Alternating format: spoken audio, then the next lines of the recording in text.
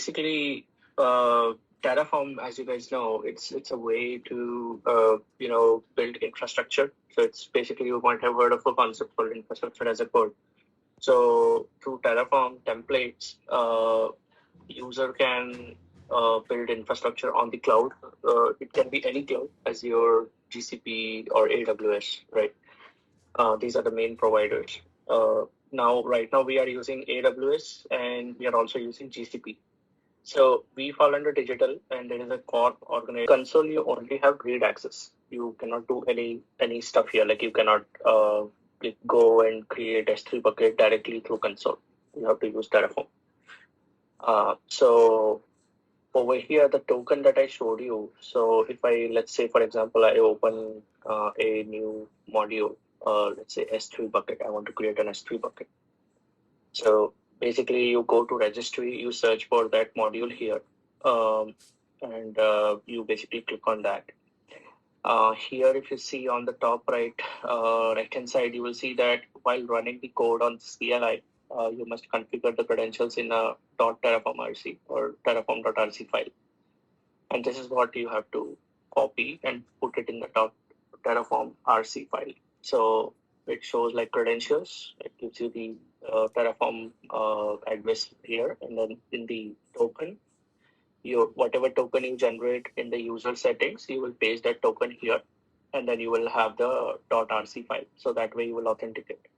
So this is a must thing to do before you start working on Terraform. Okay. Other thing is, if you look at this module itself, so this will tell you some instructions for S3, what all things you need to do, right? And there will be some inputs and there will be some outputs. So there will be some fields that will be like required. Some fields might have like a default value, and output will basically show you, okay, after the creation, what it's going to show you. It's going to show you the ARN of the bucket and the ID, the name of the bucket. And then there are some resources here, they might have some content here, which you can read through. So for S3 bucket, I want to show you like how to create an S3 bucket here. So here, this is the tabular form where they have all these descriptions and all these things. So, and this is the sample script. Okay. So it will be module. Your module is just a name. You can put any name to this, but source is what you need to like check. What is the correct source? Like the cloud team, basically catalog team, pushes a new version of the template every time. So always ensure that you're using the correct, like the latest version here. You can copy this one and put it. Okay. And then if you look at the template itself, so they have two things. One is S3 bucket and the other is a KMS key. So here they have you have to create a KMS key first to get the key. KMS is nothing but your key management service. It's an encryption key you are creating basically, which you will map to your S3 bucket you will give the KMS ARN here. Okay. And there are some mandatory tags. I'll go over this where you can get these things. So this is basically telling what application this bucket belongs to, what is the % compliance.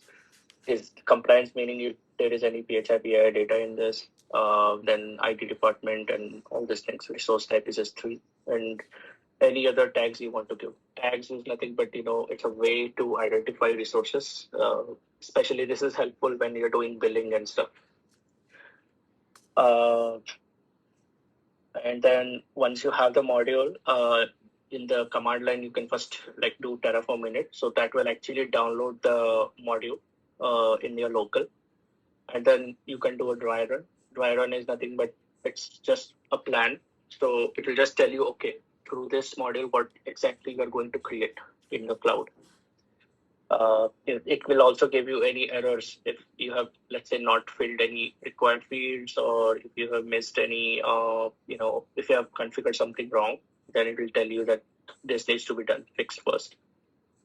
And once Terraform plan is good, there is no errors. And if you validate like, okay, this is what you want to do, then you can do Terraform apply.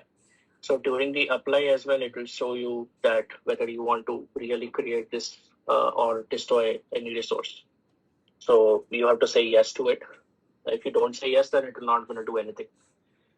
And then Terraform destroy is basically just destroying everything. So this is a very, very dangerous command, and this should not be done unless you are confident that you have to destroy everything that you have created in this workspace. So this command is for that. Okay. So let's go over one of the example. So basically, I'll create an S3 bucket, then I will destroy the S3 bucket also. C2 instance. Basically, these values, if I go back to my workspace, so for that, what you need to do is you need to go to the console. You need to go exactly like what is the VPC that's created in this. So for example, here in Ohio, there is only one in Silver here. So this is the VPC. It's a private. So you have to get the VPC ID from here and put it in the EC2. They might ask that. Okay. Yeah. So some things you have to use like the console to get the exact value. Or you can click on a VPC, and here also you can get CIDRs.tf file. Provider.tf file is basically a way Terraform knows what workspace you are using and what organization basically it belongs to.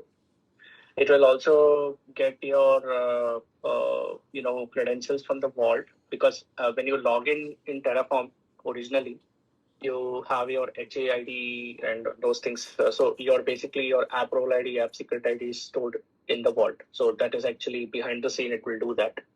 So while you are doing any Terraform commands, it will basically get your credentials from here.